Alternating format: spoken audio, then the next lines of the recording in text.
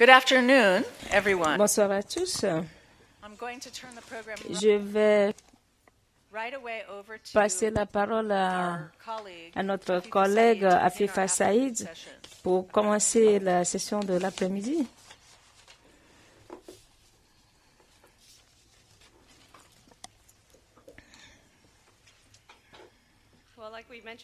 Comme on l'a déjà dit, c'est difficile après le déjeuner, mais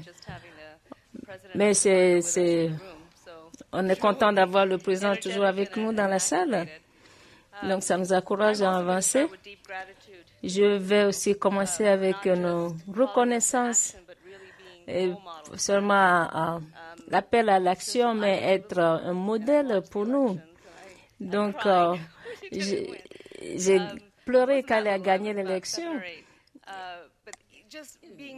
Mais je suis motivée par le fait que après ça, vous avez accompli beaucoup de choses dans notre jeunesse, mais aussi à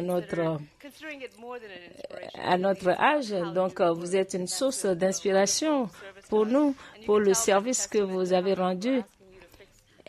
Et donc, regardez tous ceux qui vous demandent de régler les problèmes. Donc, les problèmes dans nos maisons et ici dans nos pays. Donc, peut-être que vous allez faire une médiation entre moi et mes enfants aussi. Donc, c'est juste pour vous montrer à combien on vous aime et vous admire. Je vais aussi faire quelque chose. Je vais commencer avec une prière. Des fois, c'est pas bien vu. Donc, c'est difficile avec le gouvernement américain. La raison pour laquelle je veux commencer avec une prière, c'est qu'on parle de religion, de spiritualité. Donc, la plupart des fois, avec beaucoup de religieux, il y a une raison de prier. Et pourquoi est-ce qu'on a peur de le dire? Donc, la prière que je vais partager avec vous, donc avec notre responsable dans le Coran, avec Moïse, quand on lui a demandé d'être un prophète. Et donc, j'utilise cette prière dans beaucoup de choses dans ma vie. C'est très simple. Donc, Seigneur, aide-moi à prier facilement. Aide-moi pour que je parle avec vérité.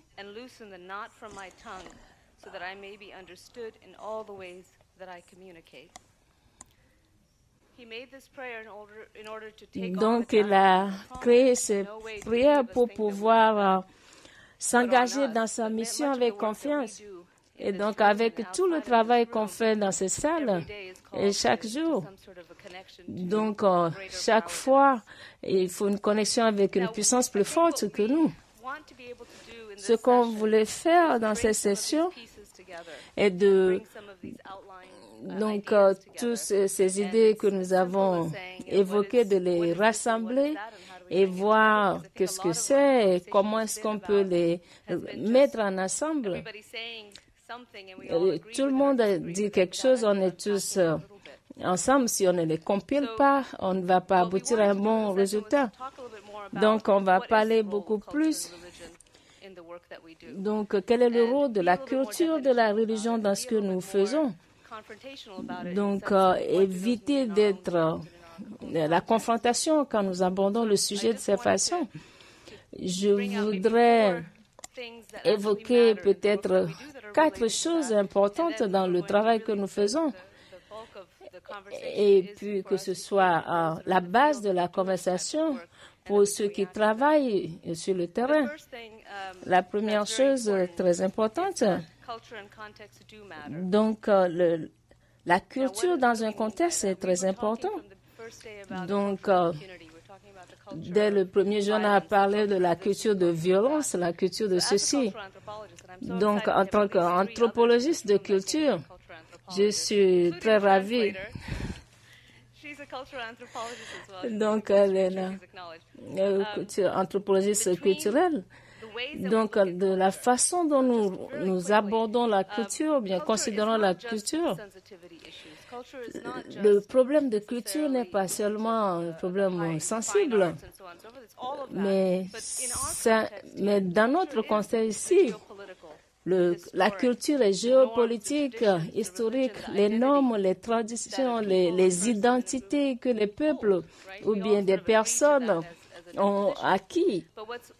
Mais ce qui est très important pour nous dans notre conversation en tant que défenseurs des droits de l'homme, c'est que la culture, sur le plan académique, que la culture est dynamique et que la culture change et que c'est une chose qui peut être créée et qui peut être détruite aussi, comme vous le savez. Et la culture comme une identité, on en a parlé de plusieurs façons. Donc, l'identité est créée et qui est imposée à quelqu'un. Peut-être que vous ne voudrez pas être quelque chose que les gens veulent que vous soyez. Pourquoi est-ce que tout ça est important dans notre discussion? C'est que des fois on peut voir et dire, j'ai été dans les réunions à haut niveau de élaboration de politique. Donc, j'ai été dans le DOD ou bien les prix vont. Donc, la culture sur la carte, c'est très bien fait. Donc, ça vous dit tout ce que vous voulez savoir sur le Pakistan, sur un bout de carte. Les gens comprennent pourquoi est-ce qu'on doit le faire. Mais la question, c'est comment comprendre la culture de façon qui nous est utile. Je voulais aussi mettre l'accent non seulement sur la nature de la culture, mais ce qui est très important dans la compréhension de la culture.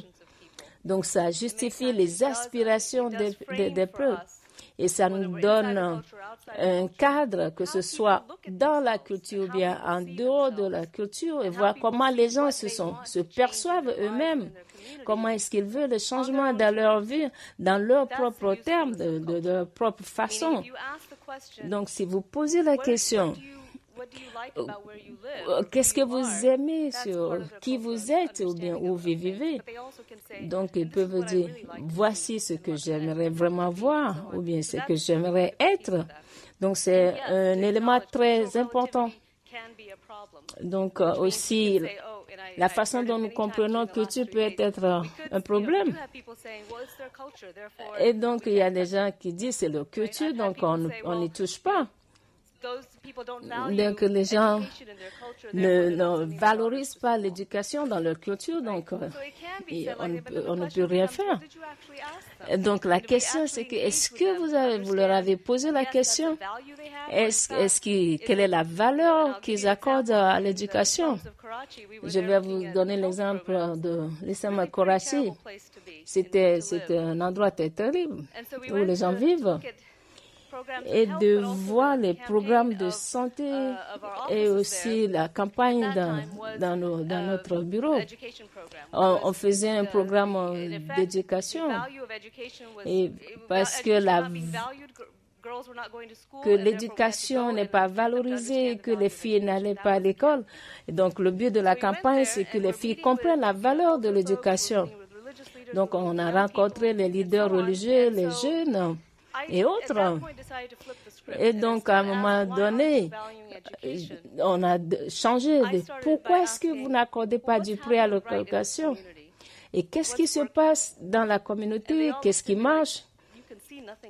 Et puis, ils m'ont regardé, comme vous voyez, rien ne marche. Donc, j'ai posé la question autrement, pourquoi est-ce que vous vivez ici? Pourquoi vous restez ici? C'est qu'on se soutient, on prend soin l'un de l'autre. On ne veut que personne ait faim, on ne veut que personne soit sans abri. Donc, ils m'ont donné des choses positives de leur vie. Et après, une femme âgée qui est aussi une éducatrice religieuse. Donc, vous ne savez rien sur les élèves. Elle dit, pourquoi est-ce qu'on ne va pas Elles ne vont pas à l'école parce qu'ils sont malades la plupart du temps. Pourquoi la plupart d'entre eux sont malades? Ils vont dehors, ils marchent, ils n'ont pas les chaussures, ils vont à pied sans chaussures, donc ils tombent malades. Donc, dans cette conversation, on a vu des autres problèmes liés au développement. Donc, ce qui se passait dans ce cadre, c'est pas que non, ils n'apprécient pas, ils n'accordent pas de prix à l'éducation, mais c'est que les filles étaient malades et ils ne pouvaient même pas aller à l'école. Donc, c'était pas le problème de valeur ou bien de comment leur rapport avec le sujet, mais ça dépend de comment est-ce qu'on pose la question, les résultats, les réponses qu'on a obtenues. En matière de valeur, je voulais changer et parler de qu'est-ce qui se passe dans les cultures, qui est dynamique, et pourquoi est-ce que c'est important pour notre conversation. Donc, dans la culture, il peut y avoir des choses qui changent de l'extérieur, des gens qui sont déplacés, des générations qui sont des camps. Donc, la culture n'est pas transmise à ces gens, ils n'apprennent pas à cultiver le champ, des choses que les gens faisaient dans leur village. Et donc, il y a quelque chose qui est perdu. Donc, c'est l'influence de l'extérieur. Mais l'influence de l'intérieur, sur laquelle on veut mettre l'accent dans cette conversation, comment est-ce qu'ils sont responsables dans les réformes internes qui se font? Ce n'est pas seulement que les leaders religieux ne sont pas impliqués ou bien ne s'intéressent pas à ces sujets. Mais pourquoi est-ce que ça ne change pas? La réforme peut causer des chocs. Même ici aux États-Unis, on a des problèmes de femmes musulmanes qui ne sont pas représentées, qui ne peuvent pas être leaders ou bien présider les prières. Donc, les gens ont été choqués quand les femmes président aux prières, donc ça a causé des tollés. Donc, si les femmes travaillent avec les Jupido et travaillent sur les problèmes des femmes de façon inclusive et qu'on les inclut dans la prise de décision, ça a des effets sur la façon dont les mosquées fonctionnent. Donc, pour moi-même, pour écrire des prières pour mon imam, j'ai écrit un sermon, ça a été un problème. Donc, peut-être que les gens ne vont pas m'écouter nécessairement, mais si je passe le message à l'imam, ce message peut passer dans un sermon et atteindre beaucoup de gens. Donc, un changement peut arriver dans ce contexte. Mais il faut reconnaître que ce changement prend du temps. Donc, ce n'est pas seulement dans le contexte musulman, mais dans beaucoup de religions. C'est le problème. Les choses ne sont pas aussi stagnantes comme on le pense, parce qu'on ne peut pas compter ces réformes ou bien que ces réformes changent. Mais ça arrive. Je sais qu'il y a 3 ou 4 ans, avant la Révolution, il y avait une discussion sur le rôle des femmes dans les mouvements musulmans. Et donc, ces documents étaient écrits par les femmes musulmanes. Et donc, on n'a pas entendu parler dans les journaux, mais c'était des conversations qui se tiennent déjà. Et donc, on peut puiser de ces conversations. Et donc, on a des traductions par les féministes avec leur perspective. Donc ils ont leur traduction du Coran et par quelqu'un qui aime Shakespeare.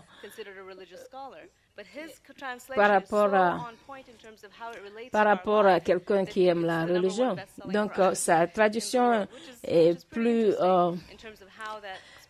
facile à comprendre et plus moderne. Donc, ça a attiré beaucoup plus d'attention, a vendu beaucoup de livres. Donc, il y a aussi le problème de l'accès et aussi d'interprétation. Donc, il y a plus de place d'inactivité. Donc, on doit évoluer, on doit aller de l'avant. Donc, je travaille dans ma foi, dans ma religion, mais je travaille de façon interconfessionnelle.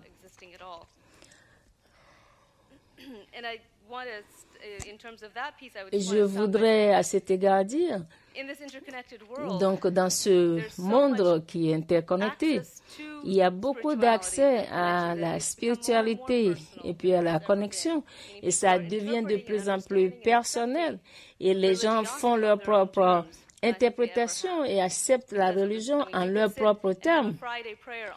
Vous pouvez vous asseoir et puis faire votre prière de vendredi sur YouTube, toute seule, et vous pouvez choisir qui vous voulez écouter. Donc, c'est vraiment un grand effort pour ce qui est de l'accès. Donc, pour moi, c'est très clair que l'extrémiste existe, bien devient courant. Donc, ils existent parce qu'ils réalisent que, au fait, la plupart des populations sont plus connectées qu'avant. Donc, les extrémistes, ils utilisent ça pour avancer leur programme. Donc, après, je voulais parler de langage. Mais je vais rappeler à tous, quand on a une discussion sur l'égalité des sexes, les gens sont plus intéressés dans la justice entre femmes et hommes. Donc, d'autres compréhensions qu'on veut faire ressortir quand on parle d'inégalité. Donc, ça dépend de comment on utilise ces termes. Quand on dit responsabilité, transparence et responsabilisation. Et puis, l'étiquetage.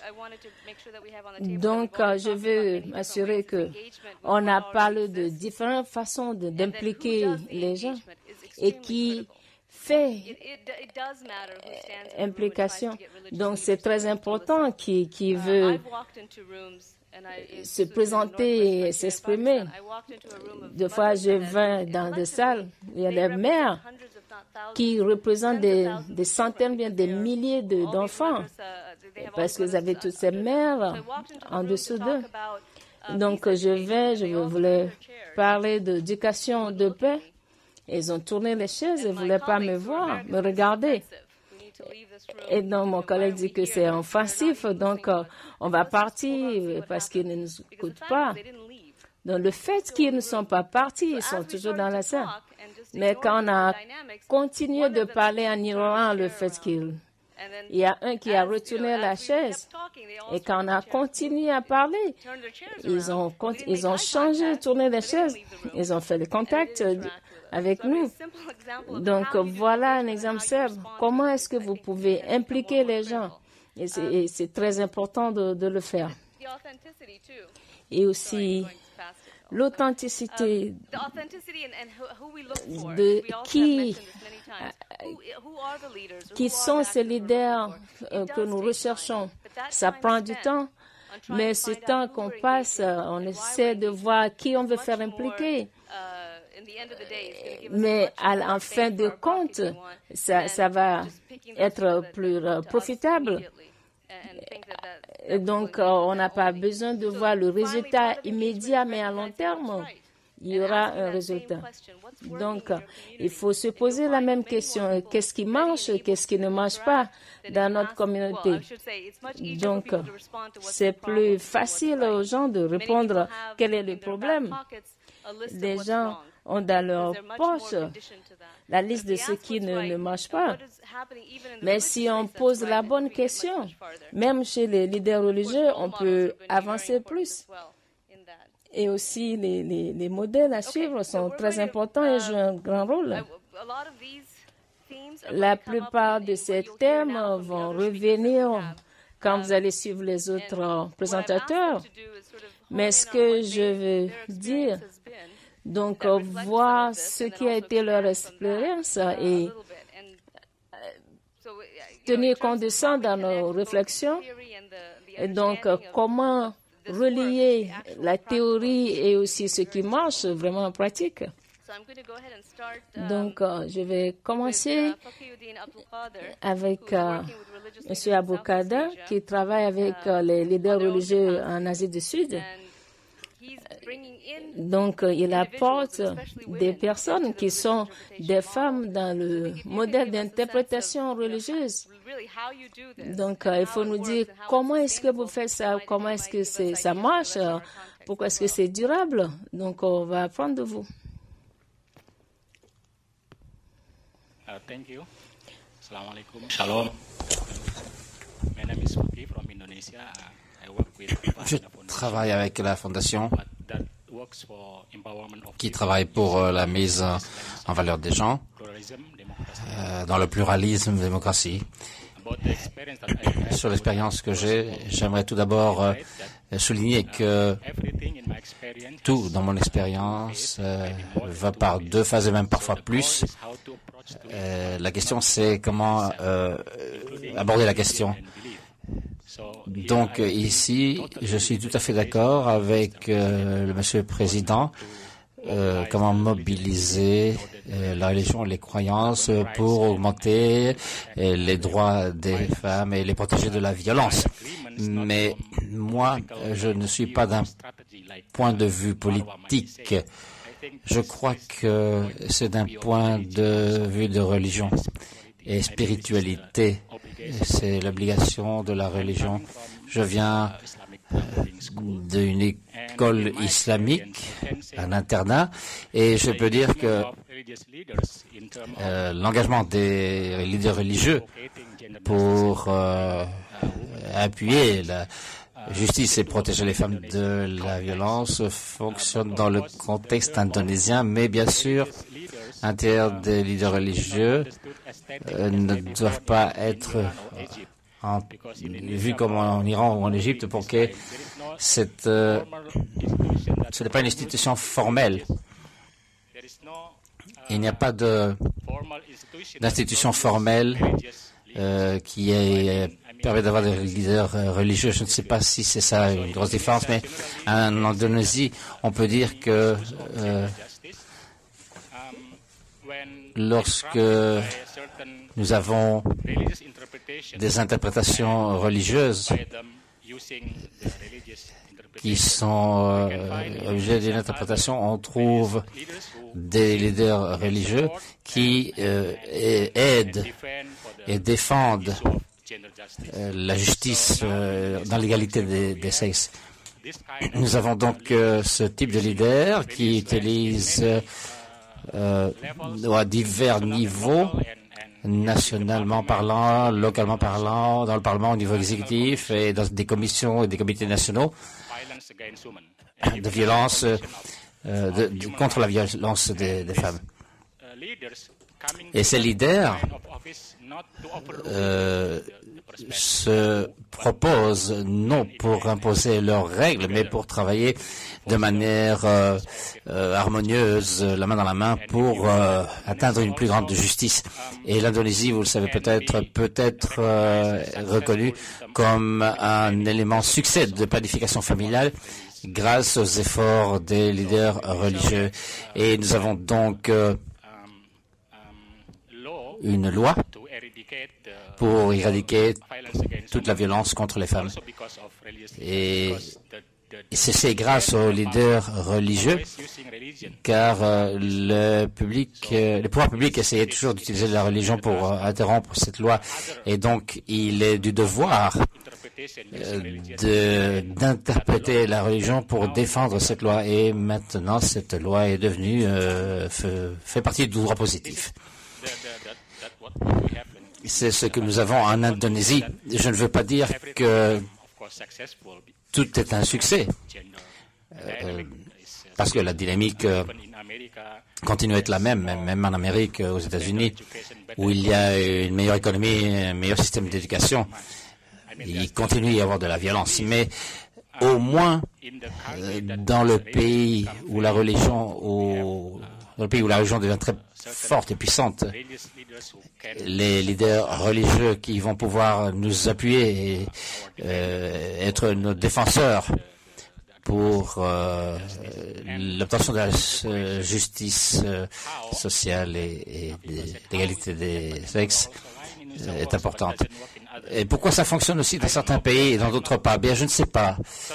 Parce que je suis un sociologiste et je suis aussi un anthropologiste, mais je peux dire que de mon point de vue, ce type de projet qui consiste à amener les leaders religieux à cette prise de conscience avec des stratégies diverses.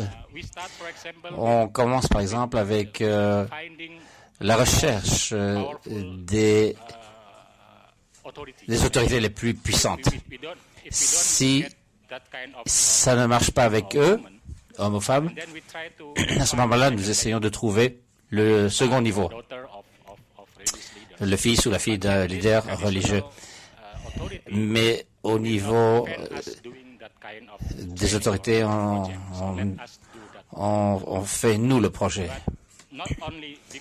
Non seulement parce que nous avons une association avec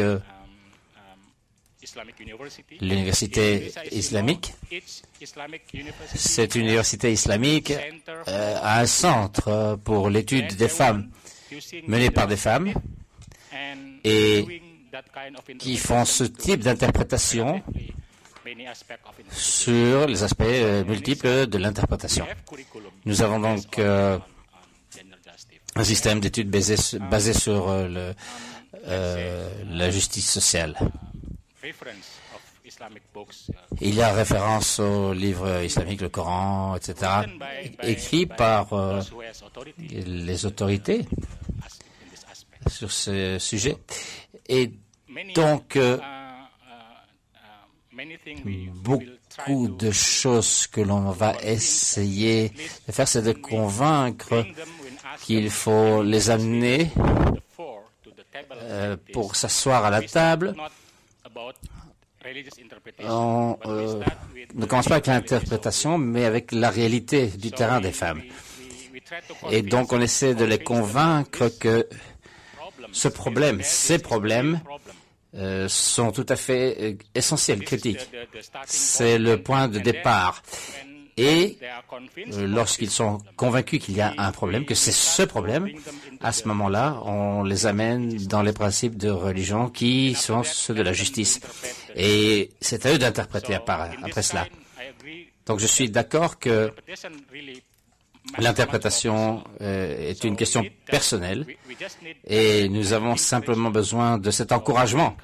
Quand on encourage les gens à faire cette interprétation, la croyance de la justice est là. Nous aurons à ce moment-là, et à partir de là, une interprétation basée sur le principe de la justice pour prévenir les violences basées sur l'inégalité de sexe. Je dirais qu'en Indonésie, il y a beaucoup d'interprétations créatives de la religion faites par les hommes et les femmes pour donner une dynamique à la perspective de la justice sociale et prévenir également la violence contre les filles et les femmes dans de multiples aspects.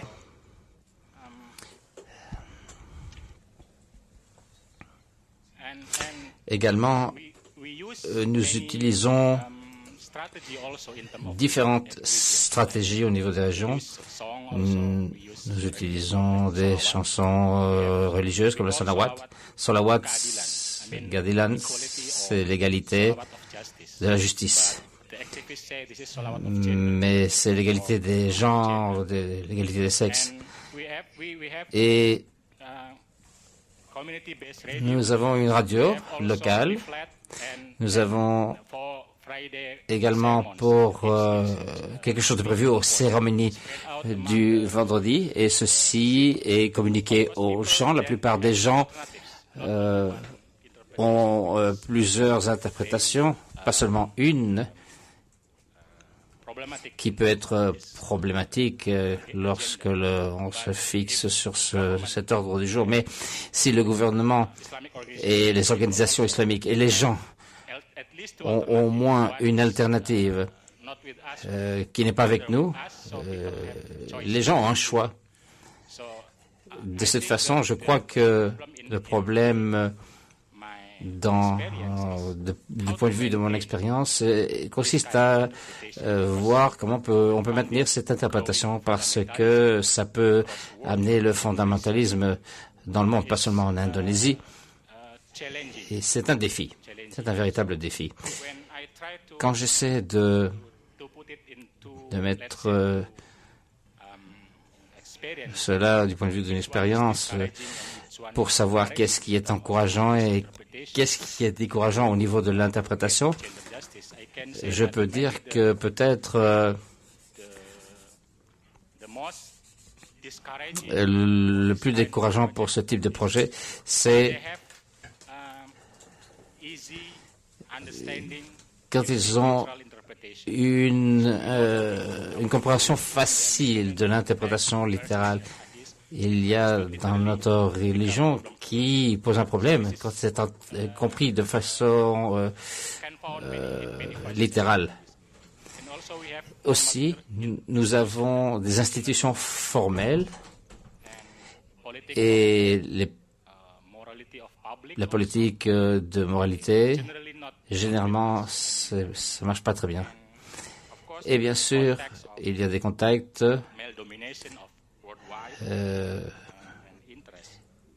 Il y a également des raisons de domination de l'homme qui interviennent. Et finalement, le capitalisme, le fondamentalisme mondial, qu'est-ce qui donne lieu à cette interprétation religieuse? Je peux dire que nous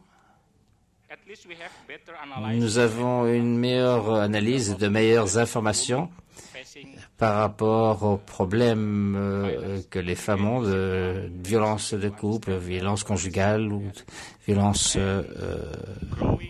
au sein de leur couple. Le féminisme est une excellente chose pour nous, non seulement dans notre société. Ça peut être rejeté dans des pays comme l'Égypte, mais ça peut être utilisé pour l'expérience personnelle. Merci. Et au fur et à mesure que l'on avance, on aura peut-être plus de détails.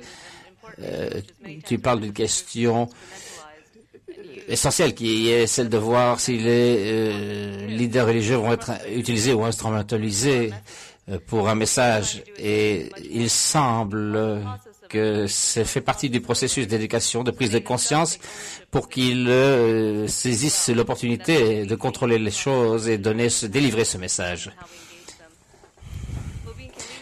On peut aller sur Mobin Chef, qui a une biographie très intéressante, mais ce qui est important pour ta contribution ici, c'est de nous parler de comment on passe de la réforme de l'intérieur pour voir l'extrémisme. La question devient, au fur et à mesure que tu parles avec les extrémistes, est-ce qu'il y a un dialogue, une narrative, une narration, de manière dont la réforme peut se faire de manière quantitative, mais aussi, est-ce que c'est une manière de dresser la question pour les faire descendre ou partir de l'endroit dans lequel ils se trouvent au départ? On sait le quoi, mais ce qui nous inquiète, c'est le comment.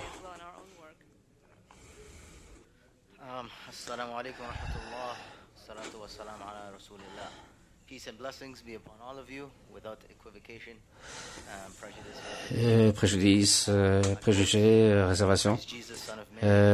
Jésus, fils de Marie, quand on récite la Shema Israël, le Dieu est unique, une humeur unique et l'amour est la réponse, n'est-ce pas? Alors, ce que je vais faire, c'est que je vais commencer avec le cadre de travail pour les changements. Il faut apprendre les comportements, et spécialement par rapport aux les agents de changement social, parce qu'ils viennent tous d'une origine différente. Certains d'entre nous, je vais déjà ralentir, oui. Certains d'entre nous, nous avons eu accès à l'éducation dans des endroits où il y a des niveaux d'enseignement et d'éducation très élevés. Et on a pu progresser de manière intellectuelle plus rapidement que d'autres endroits où la qualité de l'enseignement n'est pas la même ou n'est simplement pas disponible. Il est peut-être donc difficile pour nous de nous imposer à certaines personnes qui ne sont pas arrivées à ce niveau avec des opinions que nous avons après avoir suivi ce parcours intellectuel, et on veut que tout le monde réfléchisse ou pense comme nous. La vérité est que tout le monde n'est pas au même niveau ni à la même vitesse. Si vous m'aviez parlé quand j'avais 21 ans, moi je voulais pas parler avec des gens comme vous. J'étais très profondément dans les idées extrémistes. J'étais radical à 19 ans. On ne pouvait pas venir me dire des trucs que j'entends aujourd'hui. J'aurais tout simplement bouché mes oreilles. Il m'a fallu du temps pour arriver à un endroit où j'ai pu ouvrir mes oreilles, mes yeux et mon cœur pour que ces messages ont commencé à être reçus. C'est ainsi que je vais dire mes 5 points. Allez. Tout d'abord, tout ce que l'on essaie de faire doit avoir une résonance avec les valeurs secrètes des gens auxquels on s'adresse. On ne peut pas aller trouver les gens avec des valeurs qu'ils ne vont pas accepter. Peut-être que vous voulez qu'ils acceptent, ils adhèrent à ces valeurs, mais s'ils ne les acceptent pas, il faut se mettre dans l'environnement pour lequel ils sont confortables. Numéro 2. Pour comprendre cela, les gens sont des produits des sociétés dans lesquelles ils vivent. Et si bien ils ont reçu un conditionnement de régime autoritaire abusif, il sera clair qu'ils ne comprendront pas facilement certains concepts. Numéro 3, et mon père dit toujours ceci à moi, généralement, il n'y a rien qui ressemble au changement du jour au lendemain. La radicalisation n'est pas quelque chose qui arrive en une soirée. La déradicalisation, et je suis très impliqué là-dedans, n'est pas un processus simple et rapide. On parle de comportements appris, il faut changer les comportements. Il y a des gens qui font ça depuis 25, 40 ans. On ne va pas changer ça en 2 semaines, 2 mois, même 2 ans. Numéro 4, les extrémistes reçoivent des défis d'hommes et de femmes, et ça m'ennuie quand on dit « Ah ouais, mais les gens ne parlent pas ». Si, les gens n'écoutent pas en fait. Souvent, j'ai vu des musulmans s'exprimer, mais ils ne reçoivent pas l'attention. Deux types vont quelque part pour crier contre les États-Unis et les Juifs, et ça y est, boum, ils sont sur tous les panneaux de télévision et sur toutes les manchettes de journaux. Numéro 5, les choses s'améliorent. Et réfléchissez, il y a 70 ans, on en était où? On disait, est-ce que l'ONU va exister? Regardez où on est là, 70 ans plus tard. Est-ce qu'on aurait pu avoir des conversations comme ceci avec le type de gens que nous avons ici il y a 70 ans? Sûrement pas. Donc les choses ont bien évolué. Et pour aller directement au point, j'ai affaire avec des gens qui sont de l'État islamique en ligne, des sympathisants de l'État islamique. J'ai discuté avec un garçon de 19 ans de Finlande, sa femme. Il ne sait rien du monde arabe, mais il est un dur des durs de l'État islamique. Il m'a fallu 1 an et demi pour avoir une conversation directe avec lui. Après avoir parlé, j'ai pu dénoncer publiquement la Shabab après les attaques du centre commercial Westgate au Kenya. Il a fallu bâtir cette confiance. Ça a été très difficile, même pour moi, parce que j'étais un agent de contre-terrorisme. Je travaillais pour l'intelligence, le service secret. Et quand ils me disent, quand je leur dis ce qui m'est arrivé, je suis vraiment un proscrit. Je suis sorti de la religion et je reçois des menaces de mort. Ils me disent, j'aimerais trancher ta tête. Et c'est le genre de choses que je dois écouter. Il y a des gens qui me disent tu es courageux. Non, j'habite dans l'Ouest, j'ai des gens qui me protègent, mais j'entends des histoires de gens qui sont dans des villages éloignés dont on n'entend jamais jusqu'à ce qu'on me dise on travaille de manière silencieuse, professionnelle. Et pour terminer, pour être conscient que ça prend du temps, le changement demande du temps. Et au bout du chemin, ça aura des effets positifs. Merci. On discutait sur l'idée du temps, et on peut être un extrémiste dans sa vie, mais on peut être aussi extrémiste dans la journée, extrémiste pour quelque chose et changer. Et le changement d'identité pour différentes raisons peut avoir un impact sur la vie de chacun de manière régulière. Et c'est pour ça que quand on met les gens dans une boîte ou dans une catégorie, c'est fini, ça devient problématique. Il est conservateur pour toujours, il est extrémiste pour toujours. C'est pas comme ça que ça devrait être. On va entendre maintenant notre consoeur de Libye. Elle représente véritablement un espace intéressant parce qu'il y a une transition qui passe de la guerre, du conflit, mais où est-ce qu'ils étaient avant? Comment est-ce que cette transition s'est produite? Quels sont les effets? Est-ce qu'on peut recevoir des mots au niveau des mots, au niveau des femmes et également pour le bénéfice de ton pays et pour savoir comment le pays a évolué de là où il était avant, où il en est maintenant? Et quels sont les principes qui sont à retenir?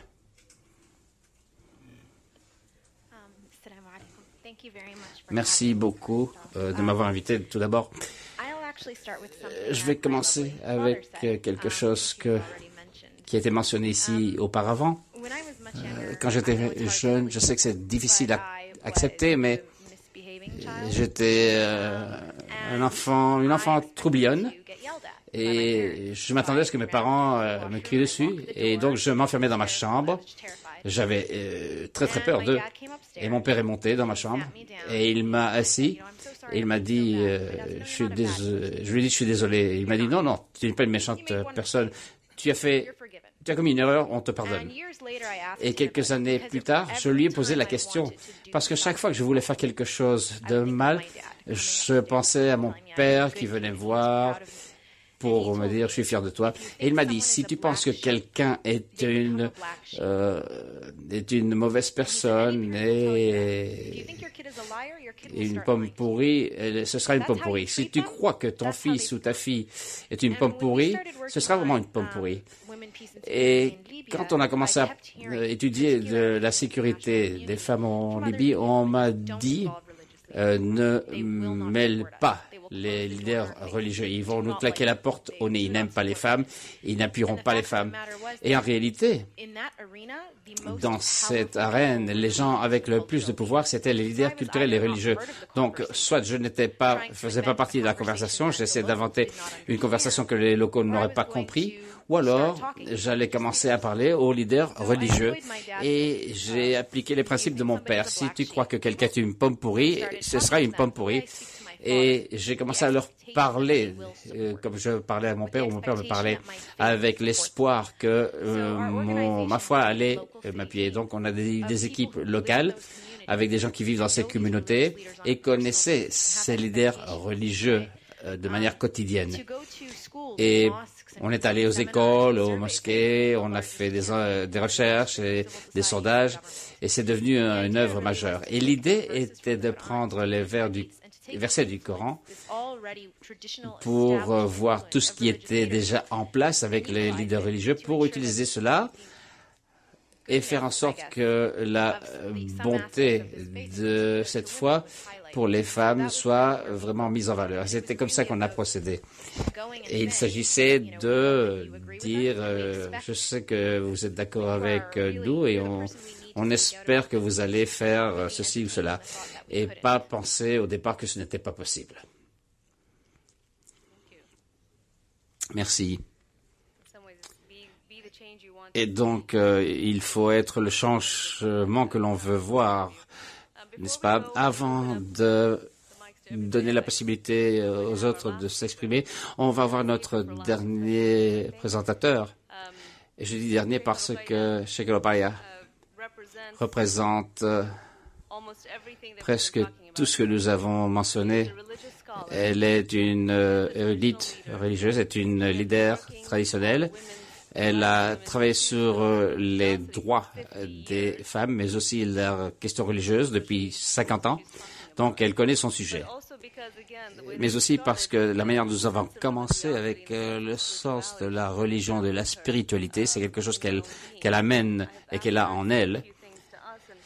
Je l'encourage donc à nous parler. Et elle est venue ici en nous disant merci, simplement pour apprendre de nous. Ça vous démontre à quel point il y a un sens de l'humilité et une idée d'inspiration. Elle va nous parler en arabe, donc on va faire un switch.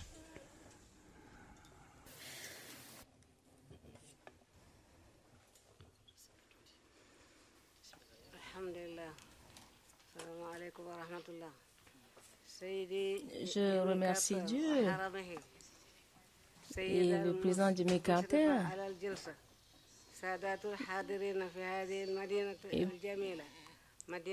et puis à Sada Davelin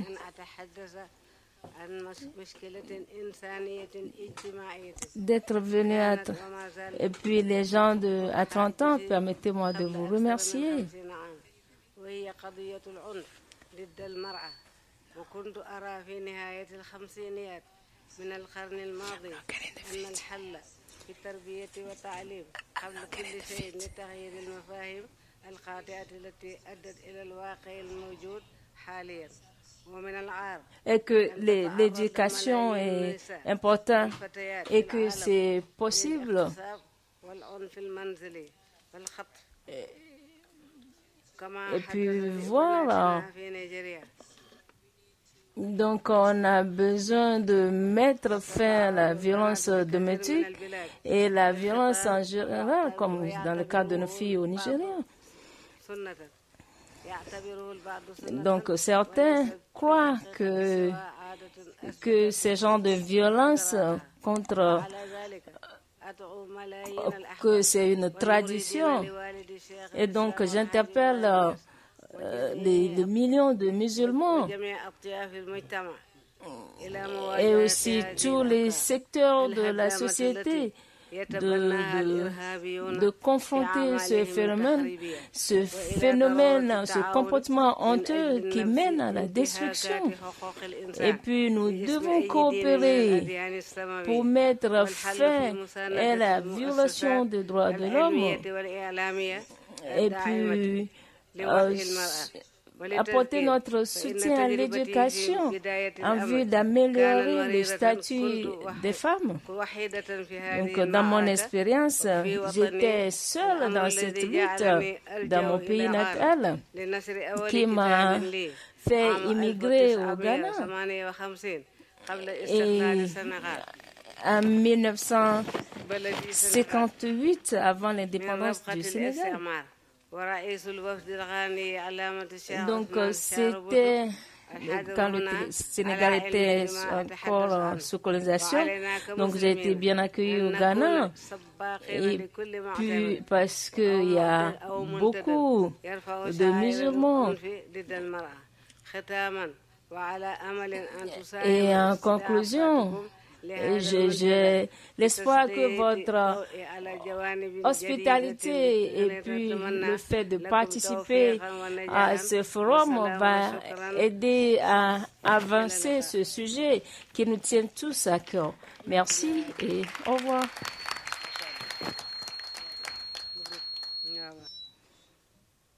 have also asked her to make a prayer for us at some point, so whenever she's ready, she'll do that.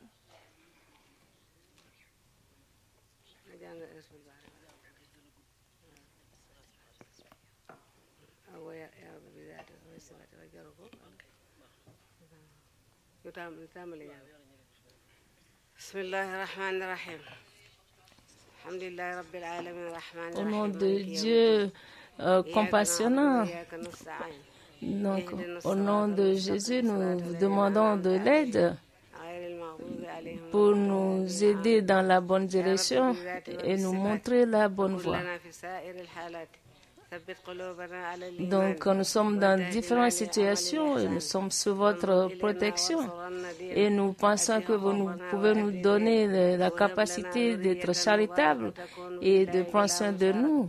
Et maintenant, bénis-nous et à vos enfants que nous sommes. Et que personne ne peut me récompenser plus que vous-même. Que Dieu, que vous fassiez des ciels et du paradis mon dernier demeure, que le prophète Mohammed, le dernier des prophètes, et nous prions pour que vous nous guidiez dans le bon chemin. Merci beaucoup.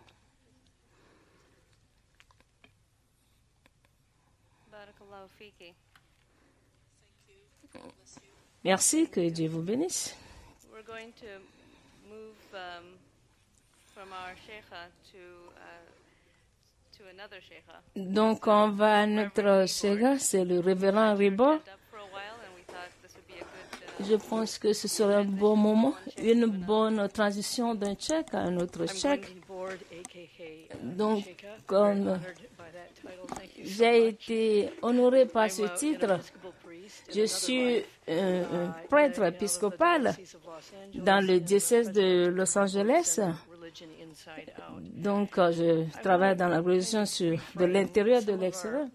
Je veux recadrer certaines des conversations qu'on a eues en disant que les leaders religieux, bien souvent, sont en train de bénir la violence contre les femmes et les filles par leur silence. Donc, quand les choses arrivent sur le plan national et international, et on ne dit rien, on a beaucoup été dit dans le passé, dans les derniers jours, sur comment passer de la peur à la confiance. Je suis consciente que il y a eu beaucoup de gens qui s'identifient, qui sont venus à s'identifier avec leur oppresseur. Et je crois, comme mon frère l'indique, que le comportement est appris. Donc, au lieu de s'identifier comme personne de foi avec l'oppresseur, donc on ferait mieux de nous identifier au pacificateur, le Bouddha, le Vivekananda et Jésus-Christ, Mohammed, que paix soit à lui. Aucun de ces prophètes ou bien leaders religieux n'a tué un autre être humain. Aucun d'entre ces prophètes n'a jamais torturé un autre être humain ou bien emprisonné un autre être humain. Et donc, on doit changer l'identité et s'éloigner de l'oppresseur et aller vers le pacificateur. Et je pense que les médias sociaux peuvent jouer un rôle important et positif à cet égard. Et je voudrais nous encourager tous, surtout ceux qui sont aux États-Unis, que ce soit des imams, des rabbis, Je ne vais pas dire que ces choses ne se passent pas dans d'autres pays. De partager avec le Centre Carter ces sermons que nous écoutons, qui peuvent être utilisés comme des modèles pour des gens de partout dans le monde. Quand il s'agit d'une interprétation inclusive de nos religions. Et je voulais aussi encourager les uns et les autres de travailler en collaboration et dire que donc on n'a pas besoin de faire grand-chose, d'apporter à cette table ces personnes qui peuvent être évangéliques, des fondamentalistes d'une façon, de les encourager à avoir la conversation avec nous. Ça va prendre du temps, bien sûr, mais on a le temps. Ça va prendre de la patience et on a de la patience. Et ça va prendre de la bonne volonté et aussi du travail. Les enseignements du Bouddha, les enseignements de Jésus-Christ, les enseignements de Mahdi et Mohamed, les enseignements et non les interprétations. Et avec le temps, nous finirons et avec la bonne volonté et obtenir ce que nous voulons obtenir. Ça va prendre du temps. Merci.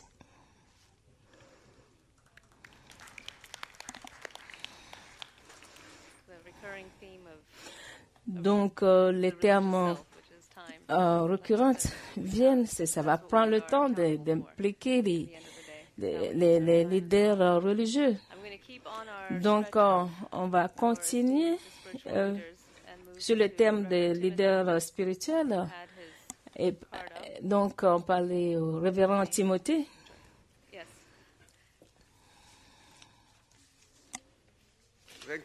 Merci beaucoup. Je suis vraiment très reconnaissant d'être d'être à cette conférence et aussi d'exprimer mes idées et apprendre des autres. Le matin, je voulais dire,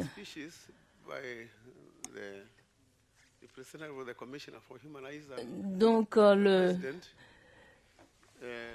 discours du haut-commissaire, du président, donc on a abordé tous les sujets que nous devons discuter et lutter pour le bien-être de l'homme. Et donc, ça inclut l'homme, les hommes et les femmes. Donc, je voulais dire que le viol, le VIH, spécialement le VIH, et aussi, ils n'ont pas mentionné viol, le VIH ou bien les circoncisions de filles, sont aussi des violences. De Cape Town au Caire, ou bien de Somalie ou jusqu'à l'Afrique du Sud. C'est la même culture. De réduire les femmes à un bien qu'on peut posséder, de devenir. Donc, on les transforme en mères. Donc, les femmes sont transformées pour devenir des biens que les gens peuvent posséder. Donc, du Ghana au Nigeria, ou jusqu'à l'Afrique centrale. Donc, dans la plupart de ces cultures, où les femmes sont incisées, donc elles sont considérées comme des biens à posséder. Donc, quand la femme est incisée,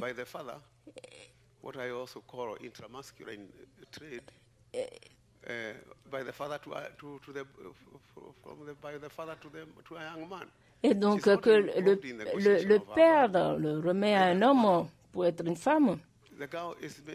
la fille devient la propriété de cette personne. Donc, si la fille n'est pas enceinte, non seulement l'acheteur a le droit de la discipliner, et ça inclut la torture. Et l'acheteur peut ajouter la valeur en mariant plus de femmes dans le même trafic. Donc, les filles qui sont soumises à l'incision, donc, bien qu'il y ait la circoncision interdite, les filles sont toujours incisées.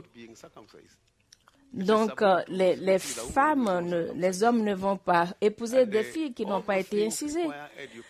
Donc, tout cela demande une éducation. Donc, des hommes qui sont les membres du Parlement, qui sont éduqués. Donc, une autre forme d'éducation doit se faire. Et j'espère que la moitié d'entre nous qui sont comme ça, ils vont avoir une autre perception de leurs femmes. Et je pense qu'on doit transformer la façon dont nos rapports avec les hommes qui ne sont pas comme moi. Parce qu'il y en a beaucoup. Je suis très content. La dernière fois que j'étais ici, on était parti voir M. Bush. Et j'étais très content qu'il y a des présidents qui ne sont pas comme le président Carter. Je pense qu'il faut faire la formation à notre propre niveau. Mais comme je l'ai dit, il y a le problème d'appropriation des femmes. Et pour les femmes, donc il y a le problème de circoncision, de VIH. Parce que si un homme épouse 10 femmes, donc il peut transmettre le VIH à toutes ces femmes. Donc faut se dire que le VIH est toujours courant en Afrique, est répandu. Et donc, c'est utilisé comme un outil de contrôle. Et aussi, comme on a dit, comme ici, et que le sexe est utilisé comme un outil de guerre ou bien de dominance.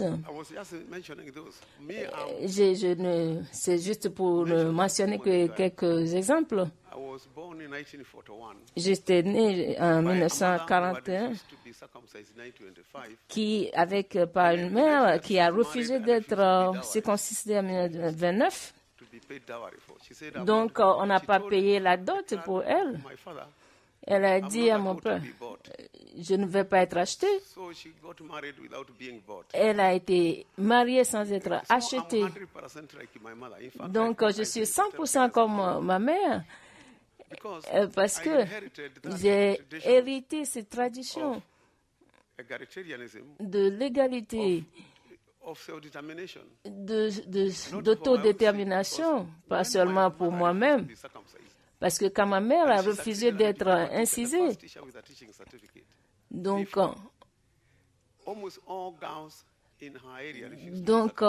toutes les filles ont refusé d'être incisées.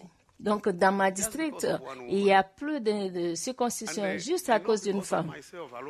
Ce n'est pas à cause de moi. Donc, je suis ma mère. Elle dit que je ressemble à mon père, mais je lui ressemble plutôt.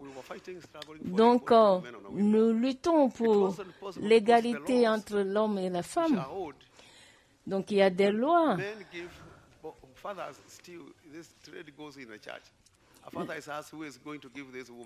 Le père dit qu'il va donner cette femme à un homme. Le père dit moi, et la fille est mariée. Donc, puis on passe au mariage.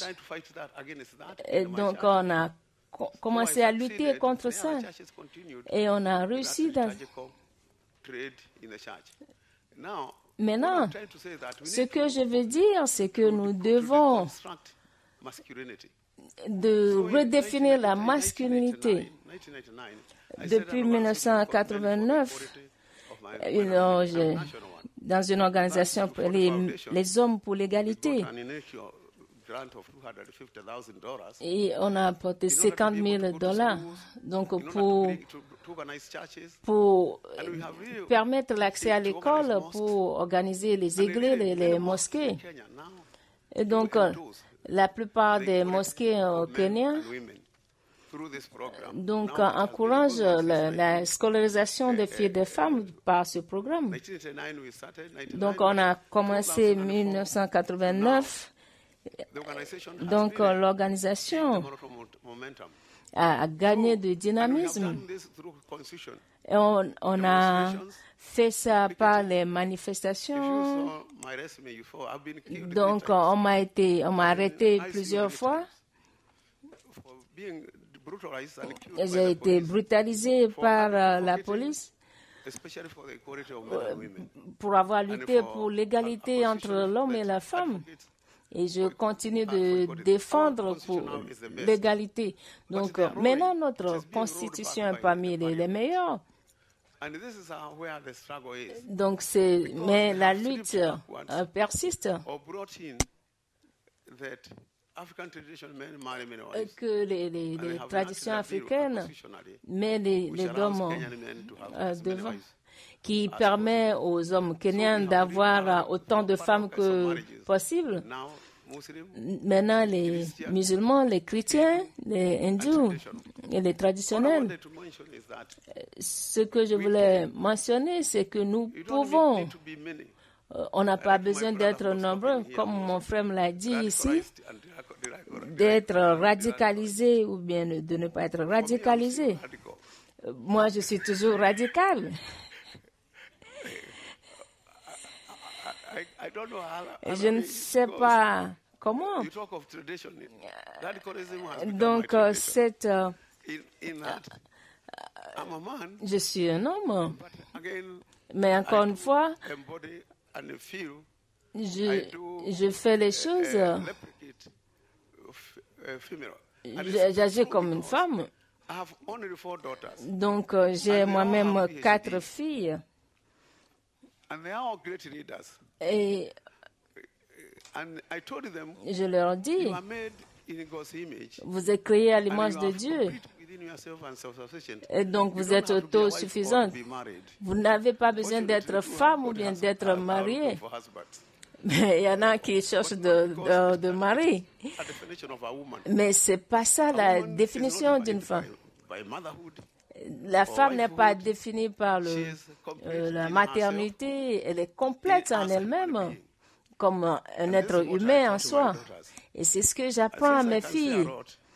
Je ne peux pas dire beaucoup, mais voilà tout ce que j'ai à partager avec vous.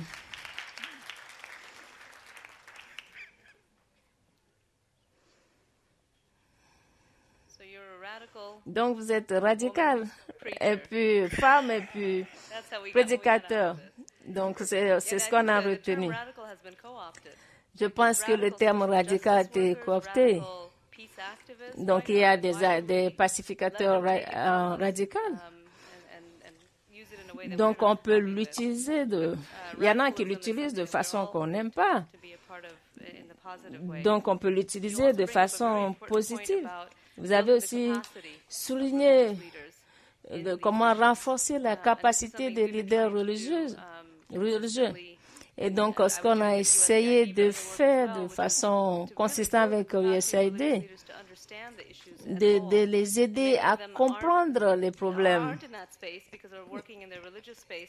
Donc, ils travaillent sur le plan religieux. Et donc, pour eux de comprendre quelle est la situation de VIH dans leur pays ou bien de mariage des enfants. On a eu une situation au Mali au sein du programme de santé maternelle. Donc, on leur parle de combien de mères meurent that's okay because the prophet says that Mais ça va. if you're giving birth and you die, Le prophète you dit go, que you're a martyr, si you go to heaven. si en accouchant vous mourrez, vous devenez martyr. Donc l'accouchement c'est très important. Donc si vous mourrez, c'est bien, vous allez au ciel. Donc ça nous a inquiétés parce que ça allait mettre fin à nos programmes. Et c'est vrai, mais le prophète a dit aussi que le paradis est au sein de la mer. Donc, ils ont pris ces deux idées-là. Donc, ils ont discuté entre eux. Si le paradis est au pied de la mer, c'est une bonne chose. Donc, si elle doit mourir pour aller au ciel, donc, mais ce qui est important, mais ce que j'ai apprécié chez vous, Monsieur le Révérend, il y en a beaucoup qui meurent au cours des accouchements. Et donc, les gens utilisent les Écritures pour excuser ces faits-là. Donc, c'est bon de faire un bon rapport. Je voulais appeler...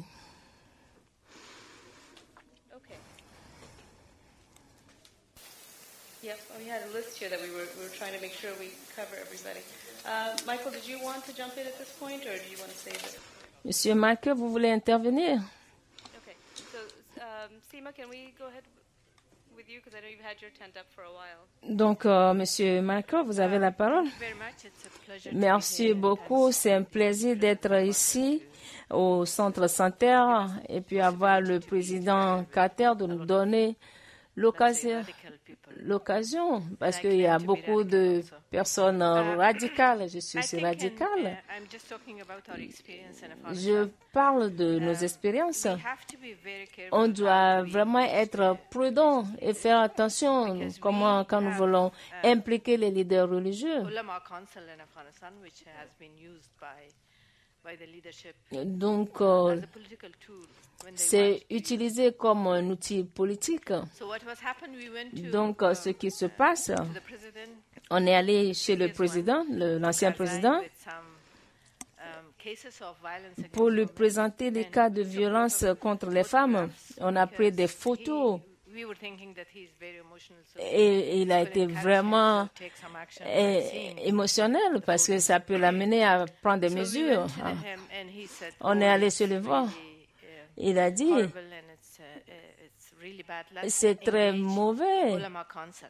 On va revoir le concept Olema. Il nous a dit de revenir vendredi parce que chaque vendredi, à la fin du mois, il organise le déjeuner avec Olema Cancer. Donc, on a dit oui. Et j'étais parmi eux, ceux qui disent, j'ai peur. On ne va donc on ne va pas travailler avec eux sans nous préparer. Donc, je ne suis pas allée, mais les restes les autres collègues sont allés pour être avec Olema au cours du déjeuner. Donc, le dirigeant du conseil Olema a dit, on doit faire quelque chose. Et puis, ils ont décidé qu'on doit avoir une conférence des oulémas et puis des défenseurs de droits des femmes en vue de parler de l'élimination de la violence contre les femmes. Et puis, je disais aux collègues des activistes de droits de l'homme qu'on doit vraiment être prudent parce que ça peut être utilisé contre nous. Et puis, nous demandaient, ils vont choisir le sujet et le présentateur, et on leur dit non, nous allons choisir le sujet et le présentateur. Et puis, le mois suivant, au déjeuner, le conseil Olema est venu avec la déclaration que les femmes sont faites du côté gauche de l'homme. Donc, le président a dit, acquiesçait Donc, il a cautionné ce commentaire. La raison pour laquelle je dis, c'est que nous devons vraiment être prudents de comment nous choisissons ou bien quand nous choisissons. Donc, quand nous parlons de l'élimination de violences contre les femmes, des fois, avant les élections, on veut voir si on peut obtenir quelque chose et aider, amener les femmes à voter pour lui. Donc, il a essayé de faire passer la loi pour l'élimination de violences. Donc, au Parlement, ils ont voulu l'utiliser comme un outil pour leur propre intérêt. Et puis, le moment n'était pas approprié. Donc, ceux qui disent qu'ils sont leaders religieux, donc ils se sont soulevés et disent que c'était contre l'islam. Donc, la loi n'a pas été votée. Donc, on a vu, il y a des articles comme celui sur la polygamie qui dit qu'il ne peut pas prendre deuxième ou troisième femme si la première femme n'est pas d'accord. Donc, c'est contre. Ils disent que non, l'islam nous donne le droit de prendre plusieurs femmes ou deuxième femme. Et on parlait de l'âge de mariage, que c'était à 16 ans. Il dit que la femme du prophète s'est mariée au prophète quand elle avait 29 ans. Donc, on n'a pas pu déterminer l'âge. Donc, encore une fois, il faut vraiment être prudent de comment on veut nous impliquer les leaders religieux et quels leaders religieux. Donc, voilà le problème que je voulais soulever.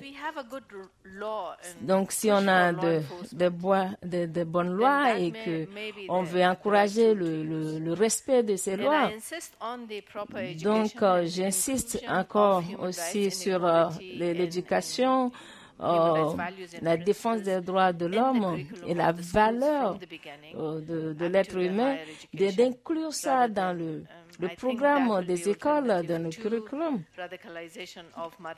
Donc, pour éviter la radicalisation des personnes. Donc, comme on l'a dit, malheureusement, que USAID évoque, parce que notre ministère de l'Éducation dit qu'on doit prévenir pour éviter qu'il y ait une radicalisation, que ce soit trop radical.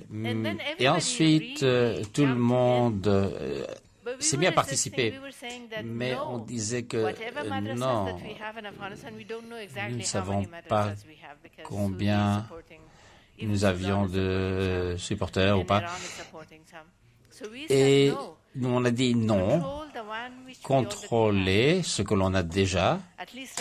Au moins, là, on peut voir ce qu'ils enseignent véritablement. Mais bien sûr, personne n'a écouté et beaucoup d'argent a été donné là où il ne fallait pas. Et ce qui se passe maintenant, c'est que même quand on a le nord de l'Afghanistan, les Gours sont tellement radicaux que ça ne permet pas aux membres de la famille de regarder la télévision. Ils cachent le visage des présentatrices. Il est donc important d'éduquer sur la question religieuse. Et cela demande un pouvoir et une volonté politique solide et un certain contrôle sur ce qui est enseigné. Il faut faire attention, bien sûr. Il faut regarder, voir quelles sont les questions qui se posent quand on rentre dans notre culture et origine par rapport à l'autre. Et donc, je voulais simplement parler de ceci basé sur notre expérience en Afghanistan. Il faut donc être très, très méticuleux avant de nous lancer dans la question sans savoir si on pourra le contrôler après. Et c'est malheureusement ce qui se passe en Afghanistan. On n'a jamais eu ce style de hijab noir, mais ça se multiplie maintenant. Et c'est malheureux. Thank you, Seema. Just you thought of you were bringing up USAID. Et pour parler de USAID, pendant que nous étions là en train de voir ces questions, une des choses qu'on a fait, c'est établir une étude sur la manière de travailler avec les institutions religieuses. Qu'est-ce que ça fait?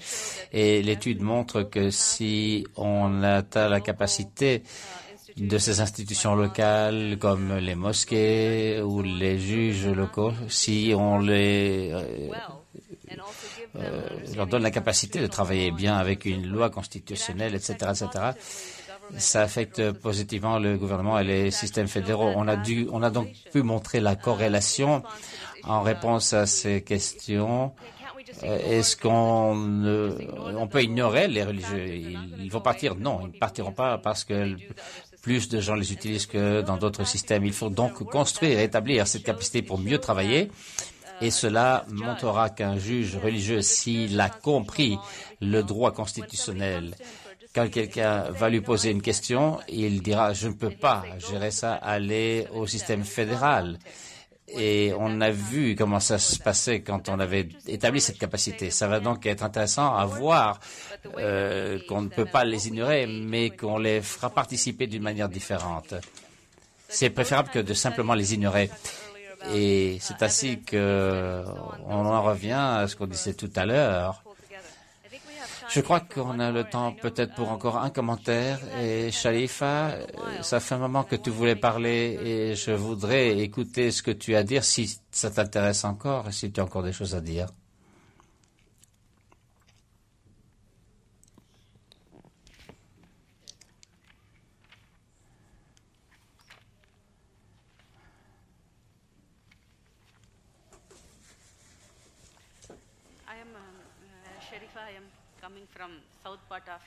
Je suis Sharifa, je viens du sud de l'Inde.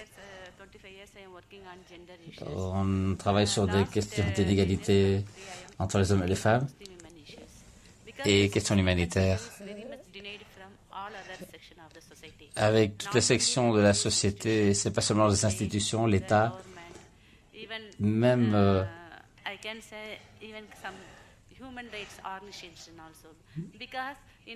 parce que au niveau international, tout le monde sait ce qu'il y a. Si quelque chose a lieu quelque part, deuxièmement, les musulmans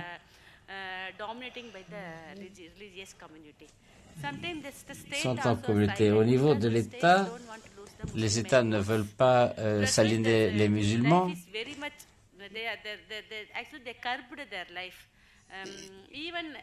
Même pour si j'ai un problème avec mon mari, si je vais à la police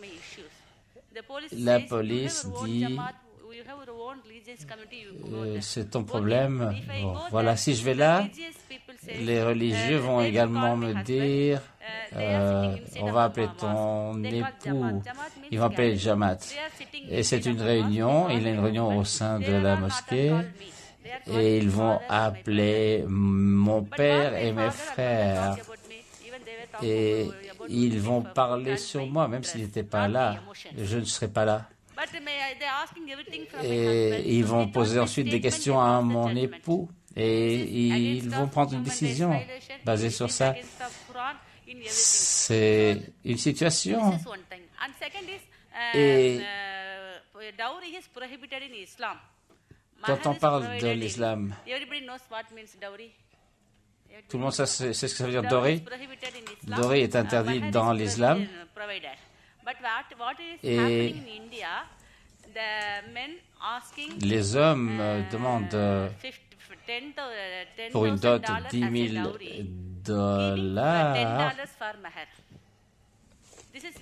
et c'est très commun, c'est très habituel en Inde. Et Jamaat, ça veut dire la réunion,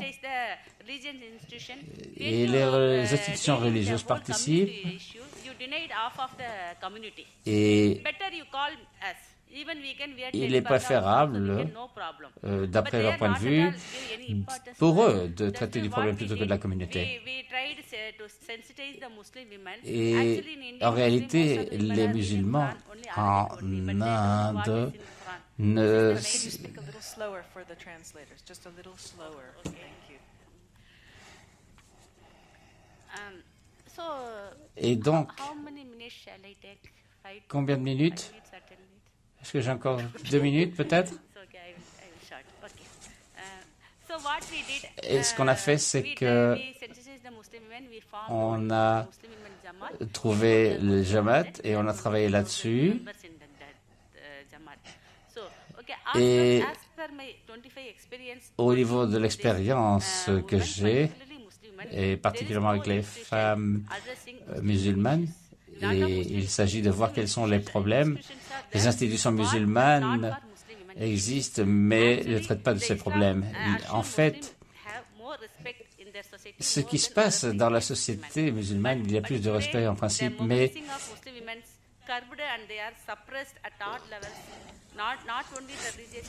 aujourd'hui, c'est non seulement les hommes musulmans qui interprètent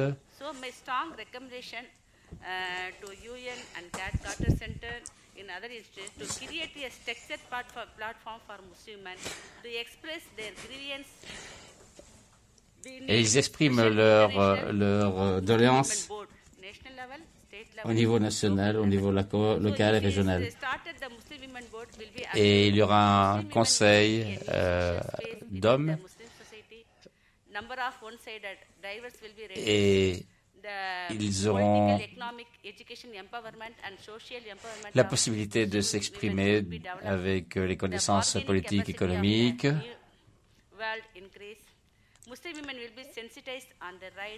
Et puis sensibiliser les femmes musulmanes sur leurs droits. Et parce que dans leur situation de désespoir, et comme ça, ils peuvent enregistrer des problèmes des femmes et les traiter.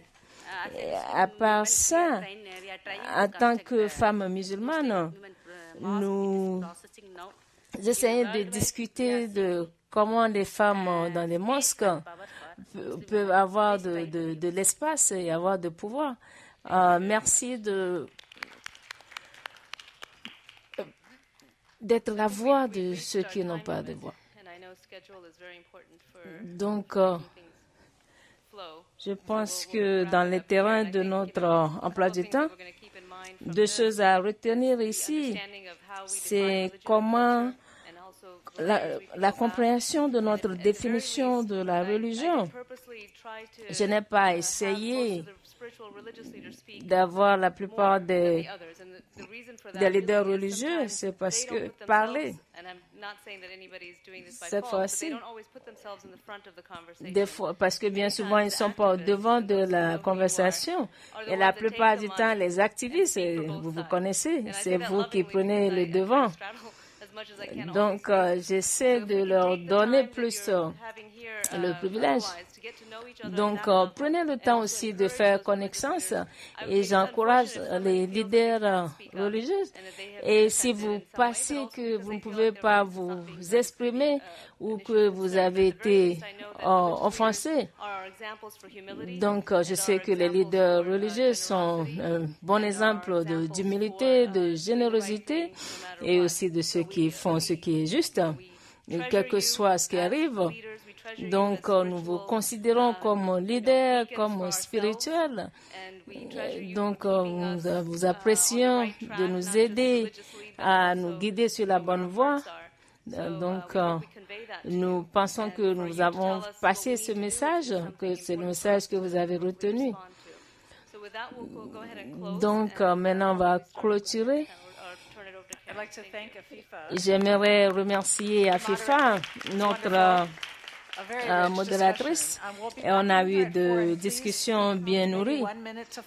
Donc, on revient ici à 1 minute avant 16 heures parce que le président Carter sera dans sa chaise. Donc, quand vous parlez, comprenez qu'on veut entendre tout ce que vous... Et pour que tous qui ont voyagé, qui ne comprennent pas l'anglais, c'est très important que les interprètes puissent avoir le temps de vous écouter, de vous comprendre, en plus d'interpréter ça pour le reste. Merci, gardez ça à l'esprit.